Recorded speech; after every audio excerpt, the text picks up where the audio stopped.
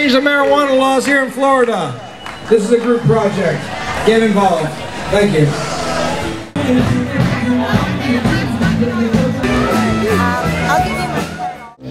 Good evening. I'm State Senator Dwight Bullard. I'm here at the 15th annual concert to show my support for the legalization of medicinal cannabis. Strong supporter of House Bill 1139 and Senate Bill 1250, which will, of course, create the legal use of medicinal cannabis here in the state of Florida. So I look forward to supporting and informing the crowd tonight about those two very important bills, and to urge them to call their representatives to let them know that we're serious about seeing medicinal cannabis legalized here in the state of Florida. Folks, whether it's Jody James, the activist who's working with Kathy Jordan, who has that Lou Gehrig's disease, or so many of you out here that have had battles to fight, battles, like I said, far greater than the music and the metal next door. You have a right to access marijuana. Whether you're Angela Raish, who took her case to the Supreme Court of the United States, or my partner of 10 years who's been busted 5 times, John Fugate, you got a right to smoke a joint and not apologize for it. Whether you're a club owner, an educator, an activist, or a politician, you've got to learn that you have nothing to apologize for when it comes to cannabis. And when you want to do something about it, meet the people here and see how it's impacted and affected their lives. Whether it's John, who graduated a nursing school only to find that a pot charge is stopping him from aiding the elderly, and saw the incredible injustice about that. Or you're the woman in St. Louis who wrote me today and say, I got caught with pot. Can the state really take my kid away because I'm on welfare? And I had to tell her, yes, but the National Organization for the Reform of Marijuana Laws will have activists and legal committee members fighting your case, standing their ground, and advocating your cause from Michigan to Maine, from Santa Fe to San Francisco, from South Florida to Honolulu, and it happens and occurs when people like you and Elby stand up and do what Nancy Reagan did and just say no. Because, ladies and gentlemen, in one of the more popular speeches that I tend to give in this subject as I close tonight, I remind everybody, and I ask you to say it out loud, you're not the criminal. The people that put you in jail are criminals. You're the freedom warriors. You're the fighters for justice.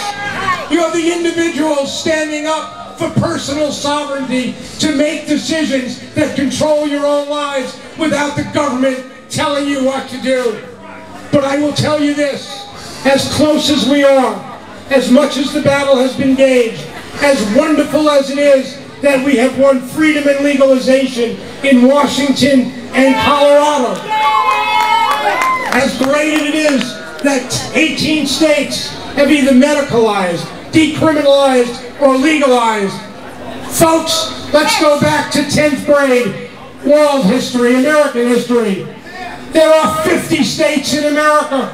If we've won 18 states, there are 32 more to go. There are battles to be fought, causes to be won, cases to be made, and that will only be done when people with spirit and heart become spokesmen for tomorrow, warriors for today, and freedom forever. Thank you so much.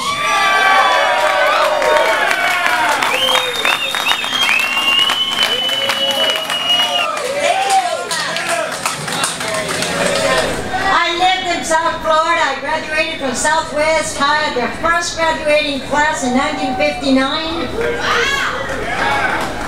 Lucky for me, I found the fountain of youth.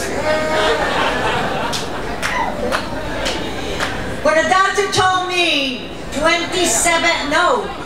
38 years ago that if I didn't smoke marijuana I would go blind, I questioned his sanity. He was telling me to go into drugs. I had to tell my mother to please fix me a strong Manhattan, and I'm sure I smoked an extra pack of nicotine because I was terrified at the thought of going on drugs. What I'm trying to say is that drug education is non-existent and that ignorance blinds us. 100 years ago, the state of California made marijuana illegal. Marijuana, what the heck was marijuana? They were outlawing hemp, the substance that when we came into the United States in 1619 in Jamestown, Virginia, there were laws that said that you had to grow it to pay your taxes. Now if you grow it, you don't get to pay taxes, you go to jail. What changed? Marijuana was cannabis, the Creator's best gift to the planet. 100 years, 4 generations of lies and misinformation has turned us into a nation incapable of making rational decisions about the environment. You cannot deforestate and support the paper plants and think you're an environmentalist. Come on, wake up. Justice and injustice. You know, it's a funny thing about justice. When you arrest 2,000 people a day for using a Weiser bud, I have a problem with that. As a patient, I was lucky enough to prove 25 years ago, I got arrested on the first weekend of March 25 years ago in Hollywood, Florida. Best thing that ever happened to me. Yeah, because the 10, 12 years before that, I had been going through surgery after surgery after surgery. With each surgery, lost more and more of my better eye till I was left totally blind in that eye. And then 4 months later, I get arrested for growing my own plants that the Creator said, behold, I have given unto you every seed-bearing herb to use as protein. That herb. For that, I found myself in a jail cell. Luckily, it had a big echo chamber, and I sang at the top of my lungs. I'm in the jailhouse now. I'm in the jailhouse now. They told me once or twice, don't smoke the pot, just fuck your eyes. I'm in the jailhouse now. Hi, my name is Monica, and today we are here with Elvi Musica. Okay, and she's very important to the marijuana medical movement, and she's going to tell you why. I am one of 4 people who today enjoys the very rare privilege of smoking marijuana every day with the government's blessing. As a matter of fact, Uncle Sam is my supplier. The University of Mississippi grows it with your tax dollars, and there are 4 people who still remain in this program. The important thing about this program is that everyone that ever joined had to prove to FDA, DEA, and NIDA that cannabis is the most efficient, the most reliable, and the safest part of our treatment. There is no toxicity in marijuana, and no, it is not a gateway drug. I still don't want cocaine, I still don't want any crack, I still don't want any of that. And I've been on cannabis for 38 years. It has maintained the sight of my left eye. My right eye was destroyed by too many surgeries trying to avoid my illegal use of marijuana. But 25 years ago, I was arrested in South Florida, and after that, it was all over because there was no way I would not fight it. My children were in college already, so they couldn't threaten me like they do every American who's a parent, that they will take their children away if they catch them with marijuana. And the funny part of it is, we do arrest 800,000 people a year, more than 2,000 people every day whose stories you don't hear, and I guarantee you many of them have just as sad a story as mine. If you don't have marijuana, you go blind or you continue to suffer. The DEA's own administrative law judge told his own agency back in 1998, that was quite a year, huh?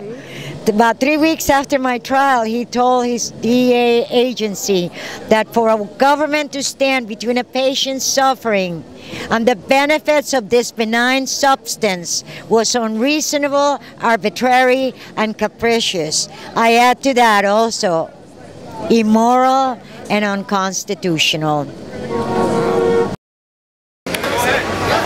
This is my prescription.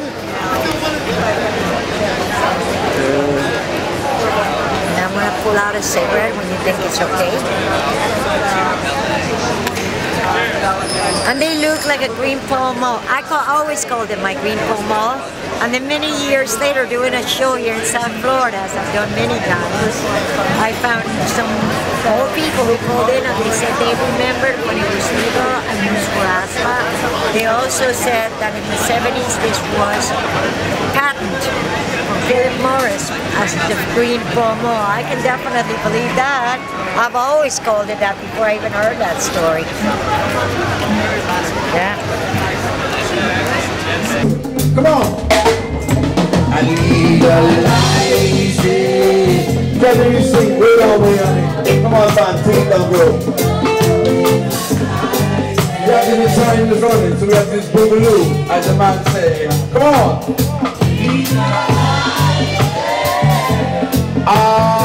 Yeah. Tell Obama them in the White House. Papa, you want to tell him something? He's always got something to say about the ganja. Papa, tell him something. Say this. Cause we want to come out in the open, where the breeze can blow me so far away, to the north and to the south, to the east and to the west. I can't smell it. We want to come out in the open, tonight's our night, where the breeze can blow me so far away, to the north, to the south, to the east and to the west. Yes.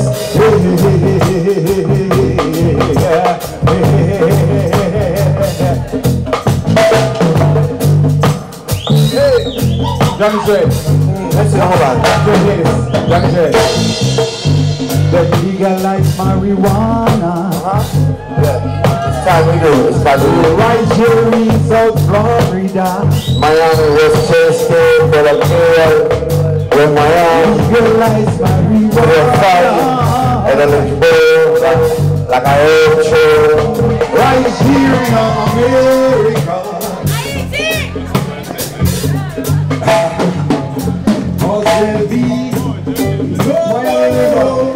Smoking, got the rich, feeling intense. When you see them Babylon in them blue and the green and they coming and coming, say I would have to jump your face. Legalize marijuana. Oh, back, hold on, watch this. No, that's it. I was in Costa Rica with my counties and a little something in the head, you know. I don't really speak too much Spanish. My heritage is Cuban, but something came and said, yo.